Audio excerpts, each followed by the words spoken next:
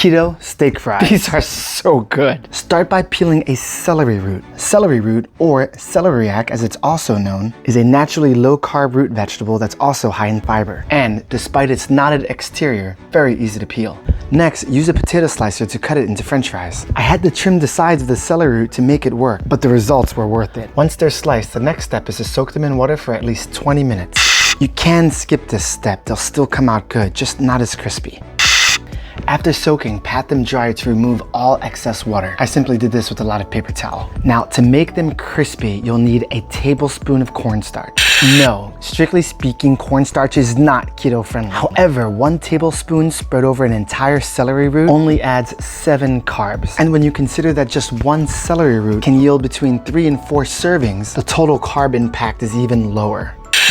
Shake the fries to evenly coat them with the cornstarch and periodically spray them with olive oil throughout this process to ensure an even coating to prepare them for air frying. For this step, I ensured that my air fryer was preheated to 400 degrees and I was careful not to overfill the basket. After 13 minutes, with a quick shake up at the 7-minute mark, I got these beauties.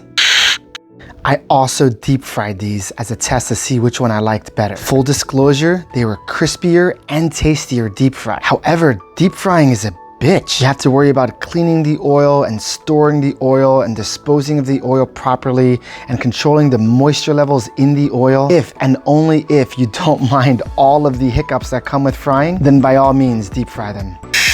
And that, my friends, is all to it. I seasoned these fries with Parmesan cheese and truffle salt. This combination is off the charts delicious. It's also how we serve our steak fries at the restaurant where I work. They don't necessarily need ketchup, but I did try them with 𝗕𝗲𝘁𝗗 sugar-free ketchup and they were amazing. And with 1 serving equivalent to about 10 grams after cooking, you're looking at roughly 5 net carbs per serving. But how did they taste, you ask? Slightly sweet, slightly peppery, crispy, and oh so satisfying. Now go. Buy some celery root, like and share this video, and don't forget to subscribe. Keto Crush, eat healthy, feel great, look hot.